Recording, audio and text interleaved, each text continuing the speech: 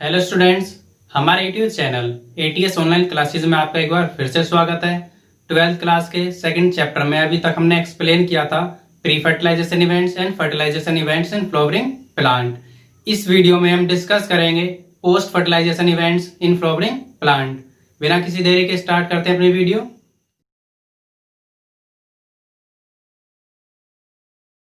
Post fertilization events में आते हैं डेवलपमेंट ऑफ एंडोस्पर्म, यानी सबसे पहले डेवलपमेंट होता है एंडोस्पर्म का, डेवलपमेंट ऑफ एम्ब्रियो, एम्ब्रियो का डेवलपमेंट।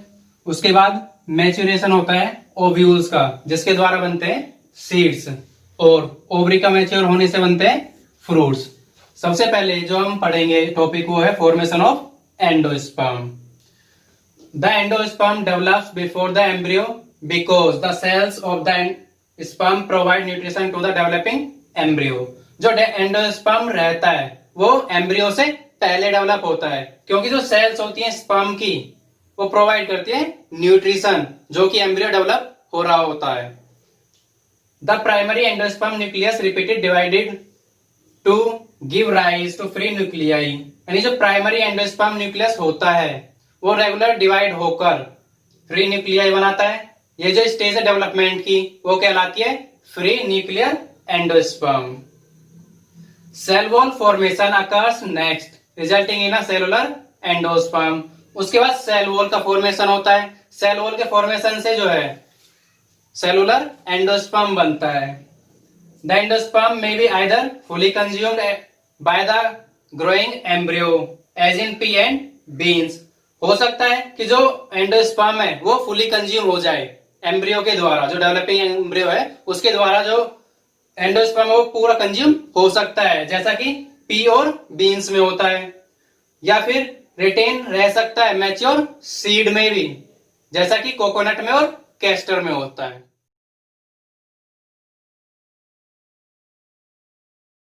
नेक्स्ट टॉपिक जो पोस्ट फर्टिलाइजेशन इवेंट्स में आता है वो है development of embryo, means embryogenesis, यानी फॉर्मेशन ऑफ एम्ब्रियो। एम्ब्रियो का फॉर्मेशन होना वो कहलाता है embryogenesis. The embryo develop at the micropylar end of the embryo sac where the zygote is situated. Embryo sac के micropylar end पर जो embryo वो डेवलप होता है जहां पर जाइगोट सिचुएटेड रहता है। The zygote give rise first to the proembryo and then to the globular heart shaped mature embryo, यानी सबसे पहले जो जाइगोट होगा वो प्रो एम्ब्रियो बनाता है। प्रो एम्ब्रियो बनाने के बाद ग्लोब्यूलर हार्ट शेप का मैच्योर एम्ब्रियो बनता है एम्ब्रियो सैक में। Typical dicot embryo consist of an embryonal axis and two cotyledons. जो एक टाइपिकल डाइकोट एम्ब्रियो होता है उसमें एक एम्ब्रियोनल एक्सिस रहता है और दो कोटिलेडन्स होते हैं। The portion of the embryonal axis above the level of cotyledons is called epicotyle, यानी वो पोर्शन जो एम्ब्रियोनल एक्सिस के ऊपर रहता है जहां पर लेवल होता है कोटिलेडन्स का वो कहलाता है epicotyl. It contains the plumule shoot tip, यानी ये जो पार्ट है ये कंटेन करता है प्लूम्यूल पार्ट जिससे अराइज होती है ब्रांचेज और leaves. The portion below the embryonal axis is called hypocotyle, यानी वो पोर्शन जो कि एम्ब्रियोनल एक्सिस के नीचे रहता है वो कहलाता है hypocotyl. It contains the radical यानी रूट टिप्स। अब इस वाले पार्ट में ये कंटेन करता है रेडिकल यानी रूट टिप वाला पार्ट जहां से रूट जो है अराइज होती हैं। The root tip is covered by the root cap. अब जो रूट टिप होती हैं वो कवर्ड होती हैं रूट कैप के द्वारा। इस तरह से एक डाइकोट एम्ब्रियो तैयार होता है। Structure of monocot embryo. In a monocot embryo there is only one cotyledon, यानी मोनोकोट एम्ब्रियो में सिर्फ एक ही कोटिलेडन पाया जाता है। In grasses it is known as the scutellum. Grasses में यह स्क्यूटेलम कहलाता है। And it is situated at one side of the embryonal axis, और एम्ब्रियोनल एक्सिस के एक साइड पर यह स्थित रहता है। At its lower end the embryonal axis has the radicle and the root cap enclosed in the coleorhiza. Embryonal axis के लोअर एंड पर रेडिकल और रूट कैप एनक्लोज होते हैं कोलियोराइजा में, और जो रेडिकल रहता है उससे रूट एराइज होती हैं। The epicotyl lies above the level of the scutellum, scutellum के लेवल के से ऊपर एपिकोटाइल लाई करता है। And has the shoot apex, और उसके पास सूट अपेक्स पाया जाता है। And leaf primordia enclosed in hollow structure called coleoptiles, और लीफ प्राइमोर्डिया एनक्लोज रहते हैं होलो स्ट्रक्चर में, वो होलो स्ट्रक्चर कहलाता है कोलियोप्टाइल्स। जो लीफ प्राइमोर्डिया यानी प्री डिजाइंड लीफ, यानी पहले से ही डिजाइन की लीफ एम्ब्रियो में प्रेजेंट रहती है, इससे जो एक मोनोकोट एम्ब्रियो वो तैयार होता है। Next topic is development of seed. It is the last stage of sexual reproduction in angiosperms, यानी एंजियोस्पर्म्स में जो लास्ट स्टेज है सेक्सुअल रिप्रोडक्शन की वो है डेवलपमेंट ऑफ सीड।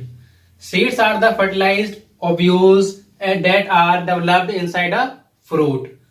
सीड्स जो हैं वो फर्टिलाइज्ड ओव्यूल होते हैं जो कि डेवलप्ड होते हैं इनसाइड अ फ्रूट, यानी फ्रूट के अंदर। जो सीड है वो कंसिस्ट करता है seed coat, cotyledons, embryonal axis, यानी पार्ट्स होते हैं सीड के।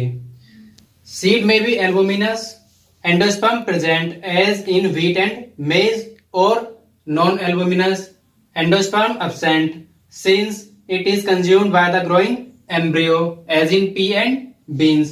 यानी जो सीड है वो एल्बुमिन्स हो सकते हैं, मींस जो एंडोस्पर्म है वो प्रेजेंट रहेगा जैसा कि व्हीट और मेज में होता है, या फिर नॉन एल्बुमिन्स हो सकते हैं जो एंडोस्पर्म है वो absent रहेगा जो कि कंज्यूम हो जाता है ग्रोइंग एम्ब्रियो के द्वारा, जैसा कि पी और बीन्स में होता है। Some seeds such as black pepper and wheat have remnant of nucellus known as perisperm। यानी कुछ सीड्स होते हैं जैसे ब्लैक पीपर और व्हीट, इसमें न्यूसिलस का कुछ भाग बचा हुआ रह जाता है, वो कहलाता है perisperm. The integument of ovules hardens to form the seed coat and the micropyle facilitate the entry of oxygen and water into the seed। यानी जो इंटीग्यूमेंट होते हैं ओव्यूल्स के वो हार्ड होकर सीड कोट बनाते हैं, और जो माइक्रोपाइलर एंड होता है वो फैसिलिटेट करता है ऑक्सीजन की और वाटर की एंट्री सीड में। एज इट लूजेस मॉइस्चर, अगर सीड्स लूज करते हैं मॉइस्चर तो एक स्टेज में चले जाते हैं जो कहलाती है डोरमेंसी। डोरमेंसी एक ऐसी स्टेज होती है जहां पर सीड्स जो है वो जर्मिनेट नहीं करते हैं, और if favourable conditions exist it germinates. जैसे ही फेवरेबल कंडीशंस आती हैं तो जो सीड है वो जर्मिनेट करते हैं। Next is development of fruit, यानी फ्रूट का development. The ovary of a flower develops into a fruit. जो ओवरी होती है किसी भी फ्लावर की वो डेवलप होती है फ्रूट में। The walls of the ovary transform into the walls of the fruit pericarp. यानी जो वॉल्स होती हैं ओवरी की वो ट्रांसफॉर्म हो जाती है फ्रूट की वॉल्स में जो कहलाती हैं पेरिकार्प। फ्रूट्स में भी फ्रेशी, यानी जो फ्रूट्स हैं वो फ्रेशी हो सकते हैं जैसा कि मैंगो और ऑरेंज, और कैन बी ड्राई, या फिर सूखे हो सकते हैं, ड्राई हो सकते हैं, as in groundnut and mustard, जैसा कि ग्राउंडनट और मस्टर्ड में होता है। In some plants floral part other than the ovary take part in fruit formation as in apple and strawberry। In these the thallus contribute to fruit formation। such fruits are called false fruit। यानी कुछ plants में flower के जो parts होते हैं ovary के अलावा वो भी फ्रूट फॉर्मेशन में मदद करते हैं, जैसा कि एप्पल में और स्ट्रॉबेरी में। इन फ्रूट्स में थैलेमस कंट्रीब्यूट करता है फ्रूट फॉर्मेशन में ओवरी के साथ साथ। ये फ्रूट्स कहलाते हैं false fruits. Fruits that develop from the ovary are called true fruits. वो फ्रूट्स जिनका डेवलपमेंट सिर्फ ओवरी से होता है वो कहलाते हैं true fruits. Some fruits develop without fertilisation and are known as parthenocarpic fruit. Example banana. कुछ ऐसे फ्रूट्स होते हैं जो कि बिना फर्टिलाइजेशन के ही डेवलप हो जाते हैं, वो कहलाते हैं पार्थेनोकार्पिक फ्रूट। फॉर एग्जाम्पल बनाना। यानी ये ऐसे फ्रूट्स होते हैं जो बिना फर्टिलाइजेशन के ही डेवलप हो जाते हैं, इसलिए ये कहलाते हैं parthenocarpic fruit. And last topic of this chapter is apomixis and polyembryony. Some plants produce seeds without fertilization. This process of seed formation is known as apomixis. यानी कुछ प्लांट्स होते हैं जो कि बिना फर्टिलाइजेशन के ही सीड्स प्रोड्यूस करते हैं। ये जो प्रोसेस है बिना फर्टिलाइजेशन के सीड प्रोड्यूस करने की, ये प्रोसेस कहलाती है apomixis. Apomixis is a form of asexual reproduction mimicking sexual reproduction. यानी जो एपोमिक्सिस होता है वो एक तरह का सेक्सुअल रिप्रोडक्शन है जो कि मिमिक्स यानी नकल करता है सेक्सुअल रिप्रोडक्शन की। In some species apomixis occurs as the diploid egg cell is formed without meiosis and develops into embryo without fertilization. कुछ स्पीशीज में एपोमिक्सिस होता है जैसे कि डिप्लॉइड एग सेल्स फॉर्म्ड हो जाती है विदाउट मायोसिस, यानी बिना मायोसिस के ही डिप्लॉइड एग सेल्स प्रोड्यूस हो जाती है और डेवलप होती है एम्ब्रियो में विदाउट फर्टिलाइजेशन। ये भी जो है एपोमिक्सिस में ही होता है।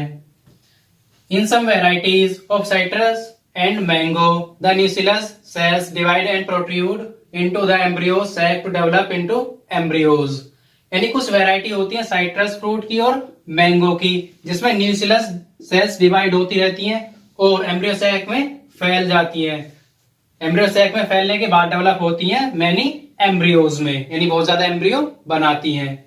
इस केस में such ovules may contain several embryos and this condition is called polyembryony. इस केस में जो हर एक ओव्यूल है वो कंटेन करता है कुछ एम्ब्रियोज और ये कंडीशन कहलाती है पोली एम्ब्रियोनी। यानी एक एम्ब्रियो सैक में एक से ज्यादा एम्ब्रियो का होना वो कहलाता है पोली एम्ब्रियोनी।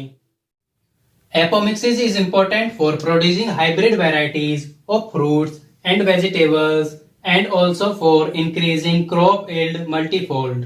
यानी एपोमिक्सिस इंपॉर्टेंट होता है, जरूरी होता है, जिसके द्वारा हम हाइब्रिड वैरायटीज प्रोड्यूस कर सकते हैं फ्रूट्स और वेजिटेबल्स की, और साथ ही बहुत टाइम्स यानी मैनी टाइम्स क्रॉप यील्ड को भी बढ़ा सकते हैं एपोमिक्सिस के द्वारा, इसीलिए जरूरी होता है।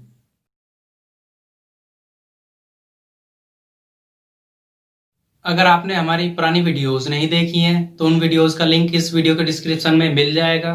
आई होप आपको हमारी वीडियो पसंद आई होगी, तो लाइक करें, कमेंट करें और शेयर करें। साथ ही हमारे चैनल को सब्सक्राइब करें ताकि हमारे नई वीडियोस की नोटिफिकेशन आपके पास पहुंच सके। Thank you, have a nice day.